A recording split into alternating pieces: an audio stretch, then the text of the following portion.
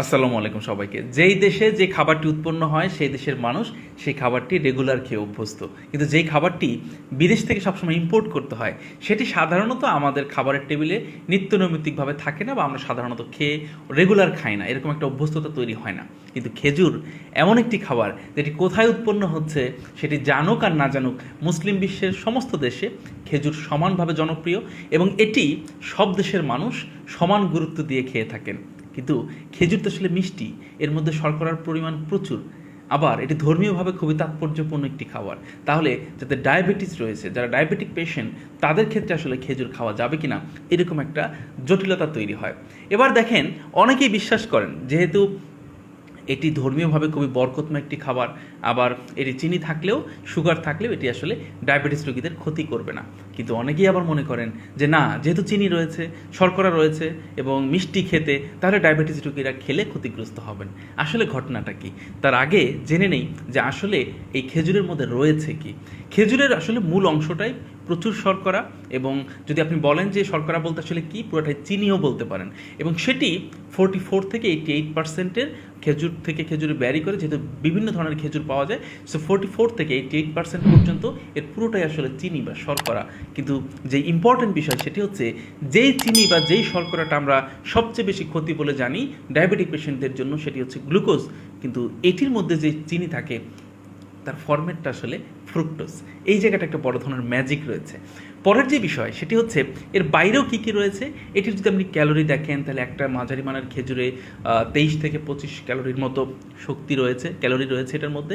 পাশাপাশি যদি আপনি অন্য পুষ্টিগুণের কথা বলেন, 0.2 গ্রামের মতো প্রোটিন রয়েছে, 0.7 গ্রামের মতো ফাইবার রয়েছে, এবং এই ফাইবারটা কিন্তু খুবই গুরুত্বপূর্ণ, কারণ সাধারণত আমাদের আশেপাশের যে খাবার তাতে খুব বেশি ফাইবার পাওয়া যায় না, কিন্তু খেজুরে রয়েছে কোলেস্টেরল ফ্রি, এর ভিতরে সম্পৃক্ত চর্বির যে অংশটুকু, অর্থাৎ হার্ট ফ্রেন্ডলি একটা খাবারও বলতে পারেন এটি।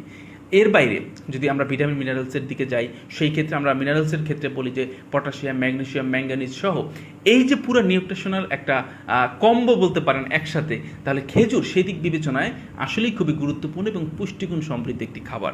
কিন্তু ওই যে এর মধ্যে আসলে সুগার রয়েছে, এটি হাই সুগারের খাবার।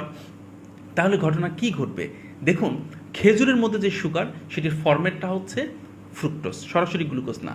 আবার একটা খেজুরে আসলে পরিমাণও কিন্তু কম না। আপনি যদি একটা খেজুর দেখেন, তার মধ্যে 6.3 গ্রাম থেকে আসলে 6.5 গ্রামের মতো যেটার মধ্যে শর্করা পাওয়া যায়, এবং সেই শর্করার 5.2 গ্রামের মতো, 5.3 গ্রামের মতো আসলে সরাসরি চিনি। কিন্তু এর যে ফ্রুক্টোজের এই রেশিওটার কারণে, ফ্রুক্টোজের কারণে এটি অনেক ক্ষেত্রেই ডায়াবেটিক পেশেন্টের জন্য ক্ষতিকর নয়।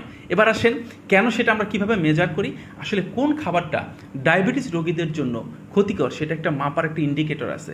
সেটা আমরা সাধারণত যারা এই নিয়ে কাজ করি তারা এটাকে বলি গ্লাইসেমিক ইন্ডেক্স, এবং এটা আসলে একটা খাবার কতটুকু সময়ের মধ্যে সেটা ডাইজেস্ট হবে এটি আসলে নির্ধারণ করে। এবার সেই মানটা কত, মানটা হচ্ছে সাধারণত 55-এর নিচে যদি গ্লাইসেমিক ইন্ডেক্স থাকে সেটা ডায়াবেটিক পেশেন্টদের জন্য আমরা বলে থাকি যে এটা খেতে পারেন। আর 55-এর উপরে বা 70-র নিচে হলে সেটিও আমরা অনেক সময় রিস্কি বলে থাকি, এবং এটি লো গ্লাইসেমিক না, লো গ্লাইসেমিক হচ্ছে 55-এর নিচে, এবং এটি সেফ। এবার আমরা খেজুরের ক্ষেত্রে দেখি, যেহেতু এটা ফ্রুক্টোজ, এটার মূল শর্করার উপাদান, এর গ্লাইসেমিক ইন্ডেক্সের মান হচ্ছে 46 থেকে 55-এর মধ্যে। তাহলে এটি ডায়াবেটিক পেশেন্টদের জন্য সেফ। যদি কেউ খেয়ে থাকেন তিনি আসলে খুব ক্ষতিগ্রস্ত হবেন এরকম নয়। তবে দুটি বিষয় লক্ষণীয়। একটি হচ্ছে আপনি আসলে এটা জানার পরে কতগুলো খেজুর খাচ্ছেন। আমাদের পরামর্শ, আপনি এই যে রমজান, বিশেষ করে যেহেতু এটা রমজান, সেই হিসেবে আমার কথাগুলো বলা, রমজানে আপনি ইফতারে 1-2টা খেজুর খেতে পারেন।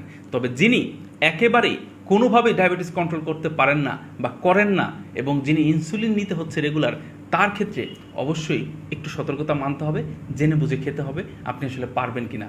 আপনার এটা তখন একটা সাজেশনের পর্যায়ে চলে যাবে।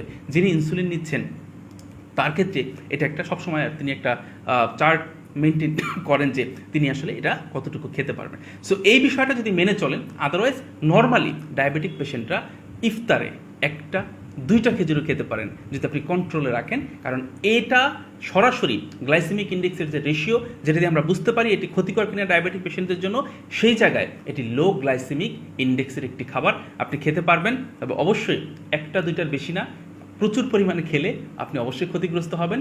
ইনসুলিন নিয়ে যারা কন্ট্রোল করেন তারাও একটু জেনে বুঝে খাবেন, আদারওয়াইজ মোটামুটিভাবে এটি সেফ। ভালো থাকবেন সবাই, ধন্যবাদ সবাইকে, আল্লাহ হাফেজ, আসসালামু আলাইকুম।